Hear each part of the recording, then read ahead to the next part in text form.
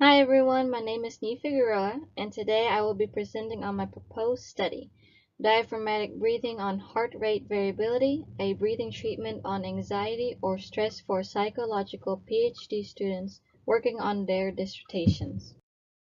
The problem that is under investigation is to explore the effectiveness of a regular diaphragmatic breathing practice on managing anxiety or stress in psychology Ph.D. students. This is important because stress or anxiety can impact a student's performance as well as their overall mental and physical health. Students with stress or anxiety may be unable to demonstrate their knowledge. Some students may develop anxiety due to poor study skills, while others may experience debilitating anxiety despite adequate preparation. Other factors may be sleep disruption caused by drinking excess caffeine. This causes an increase in anxiety. Hopper and her colleagues states that stress has reached epidemic proportions globally. There is a high cost associated with the treatment of stress-related health conditions in the United States and worldwide. According to Slinsky and her colleagues, mental health problems among graduate students in doctoral degree programs have received increasing attention. Ph.D. students' mental health problems may negatively affect their physical health, interpersonal relationships, academic output, and work performance, and may also contribute to program attrition. Corio and her colleagues states that the rates of mental health problems among college students have increased steadily over the past 10 to 15 years, and mental health problems are a leading cause of poor academic performance and withdrawal from college. Therefore, screening and early identification of students at risk for mental health problems is a high priority. Chronic stress impairs the parasympathetic nervous system functioning. According to Cheng and their colleagues, a decreased resting vagal parasympathetic tone is implicated in the development of stress-related disorders including anxiety and depression. Resilient people have adaptive psychological and physiological responses, while non-resilient people poorly adapt to stressors and express inappropriate responses that increase their vulnerability to disease. Roos and her colleagues states that the autonomic nervous system may be a key underlying mechanism in the acute stress link given its regulatory role across emotional, cognitive, and physiological domains. The parasympathetic nervous system function is critical for modulating arousal demands in reaction to acute stress and is also linked to cognitive function. Another study shows that working memory is established as a critical component of executive function and is implicated in a broad range of skills from basic cognitive processes such as attentional, control and fluid intelligence measures to more complex interpersonal skills.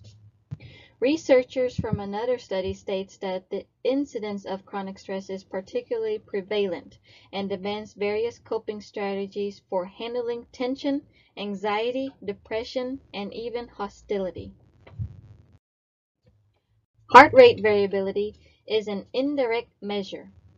Diaphragmatic breathing increases heart rate variability in Ph.D. students. According to Russell, heart rate variability is associated with positive psychological and physiological effects. Heart rate variability is affected by breathing parameters yet remains regarding the best breathing interventions for strengthening heart rate variability. Billman states that heart rate variability has become a popular clinical and investigational tool. The exact contributions of parasympathetic and the sympathetic divisions of the autonomic nervous system to this variability are controversial and remain the subject of active investigation. Another study states that mental stress induces the activation of the sympathetic nervous system, triggering a rapid signaling cascade that prepares the body for combating the source of the stress. Diaphragmatic breathing practice reduces stress by enhancing the parasympathetic nervous system activity. Chen states that early diagnosis and treatment of anxiety are advised due to the high stress and long recovery periods that are associated with this disorder. Diaphragmatic breathing relaxation exercises have been shown to be effective at reducing the perceptions and symptoms of anxiety. Diaphragmatic breathing relaxation offers several advantages over the conventional therapies that are currently used to treat anxiety problems.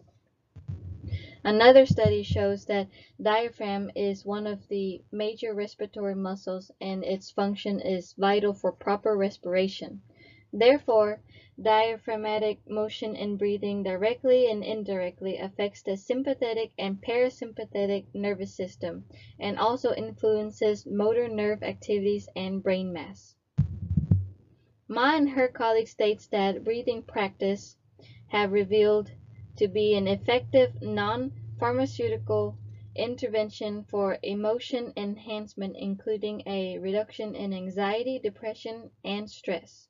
A one-day breathing exercise was found to relieve the emotional exhaustion and depersonalization induced by job burnout.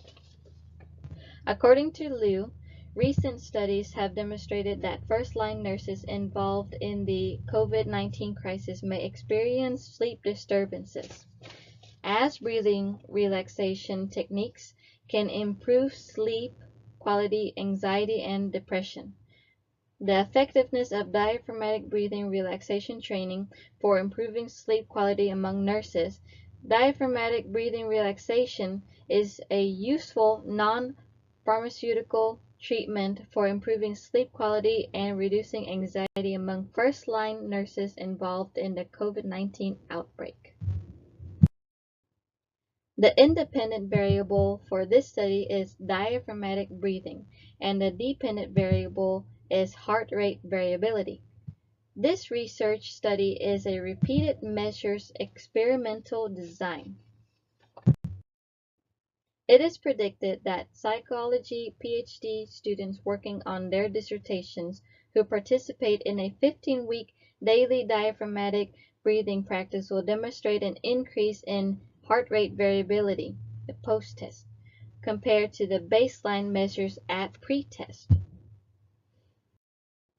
The participants obtained for this study are psychology Ph.D. students who are working on their dissertations. There will be 25 males and 25 females, a total of 50 participants in this study.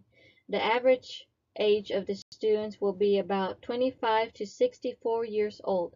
Since the sample for this research study is a convenient sample of volunteers, the participants will fill out a consent form as they enter the laboratory, and I will elaborate more on this further in the presentation. For the apparatus of this study, a chest strap monitor called Polar H10 heart rate sensor will be used to measure the heart rate variability in the participants for the pre-test and post-test. For the materials, there will be an app called eLight Heart Rate Variability. This will only be used by the researcher because it is used to analyze the data. And there will be a free app called Breathly for the participants to download, and I will discuss this further in the presentation as well. For the procedure, the psychology Ph.D. students who would like to participate in this study would fill out a consent form as they enter a private psychology laboratory. Then a pre-test measure of the participants' heart rate variability would be taken. After the heart rate variability measure, the participants will be trained on how to perform the diaphragmatic breathing. This will ensure that the participants know how to do this exercise on their own during the 15-week period.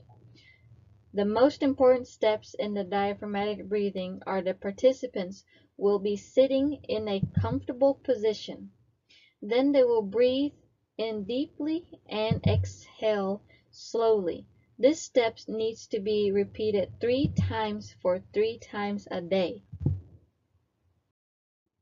After the training, the participants will then be instructed to download the Breathly app.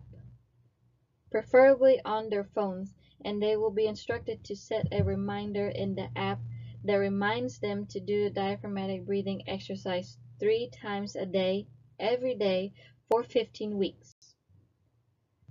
After 15 weeks, the participants will then return to the laboratory as instructed for a post-test measurement of their heart rate variability. And that is all for my presentation. Thank you for watching.